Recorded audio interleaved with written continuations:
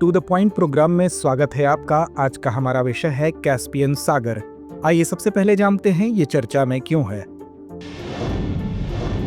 हालिया खबरों के अनुसार कैस्पियन सागर, जो दुनिया की सबसे बड़ी खारे पानी की झील है, तेजी से सिकुड़ रहा है। बता दें कि पिछले 30 वर्षों में इसका जल स्तर लगभग 2.5 मीटर घट चुका है और वर्तमान में इसकी गिरावट की दर प्रतिवर्ष लगभग 20 से 30 सेंटीमीटर आंकी गई है।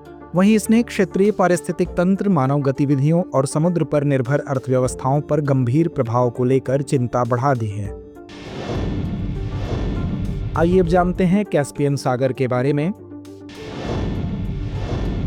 कैस्पियन सागर 5 देशों से घिरा हुआ है: अजरबैजान, ईरान, कजाकिस्तान, रूस और तुर्कमेनिस्तान। बता दें कि यह तेल और गैस के दोहन, मत्स्य पालन, व्यापार और कृषि के लिए एक महत्वपूर्ण स्रोत है।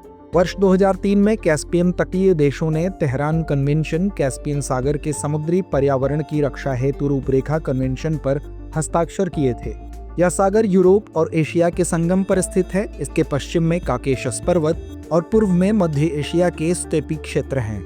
1 करोड़ यानी 10 मिलियन से अधिक लोग इस पर अपनी आजीविका के लिए निर्भर हैं, जिनमें अकेले अजरबैजान के तट पर लगभग 40 लाख लोग शामिल हैं। परंतु झील का सिकुड़ना गंभीर चुनौतियां प्रस्तुत करता है।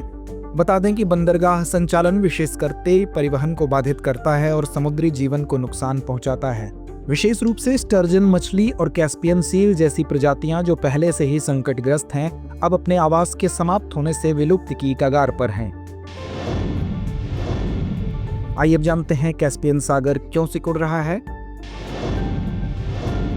जलवायु परिवर्तन। वैश्विक तापमान में वृद्धि से वाष्पीकरण की दर बढ़ती है, जिससे जल स्तर लगातार घट रहा है। मानव गतिविधियां।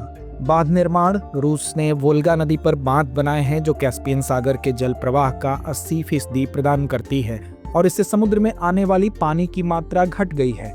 बता दें कि इस प्रक्रिया से प्राकृतिक जल चक्र बाधित होता है, सतह का तापमान बढ़ता है और वाष्पीकरण और तेज हो जाता है। तेल और गैस का दोहन। जीवाश्म ईंधन पर अत्यधिक निर्भरता से ग्रीन हाउस गैसों का उत्सर्जन बढ़ता है, जिससे जलवायु परिवर्तन और तेज होता है तथा वाष्पीकरण और भी बढ़ जाता है। आइए अब जानते हैं इसके पारिस्थितिक एवं आर्थिक प्रभाव के बारे में। कैस्पियन क्षेत्र तेल और गैस का एक प्रमुख आपूर्तिकर्ता है तथा जलस्तर में कमी से तेल कार्गो परिवहन प्रभावित हो रहा है। बता दें कि पानी की हानि मत्स्य पालन, विशेषकर स्टर्जन प्रजाति पर गंभीर असर डाल रही है।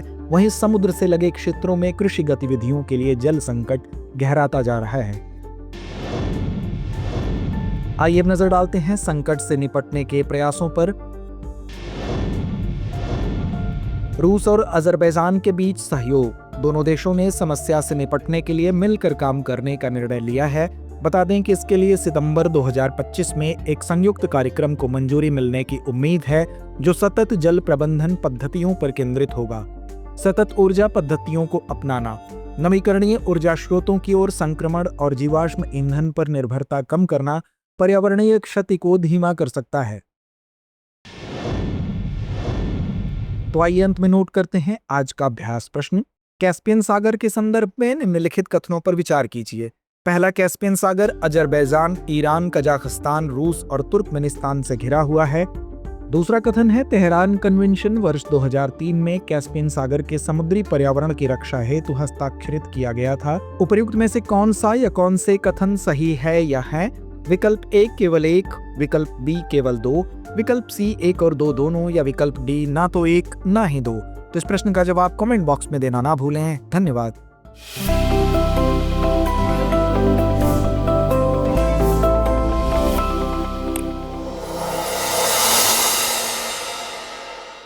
अब एग्जाम की तैयारी को और बेहतर करने के लिए हमारे चैनल को लाइक, शेयर और सब्सक्राइब करना ना भूलें।